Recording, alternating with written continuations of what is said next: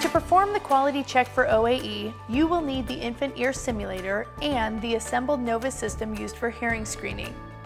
The infant ear simulator is a cavity specifically designed to mimic the properties of a real infant ear so a realistic quality check can be performed. To perform the check, attach a clean red phalange disposable ear tip to your OAE probe. Insert the probe with the ear tip into the infant ear simulator and perform an OAE screening. The probe fit or ear seal phase should proceed, and the screening outcome should be a refer.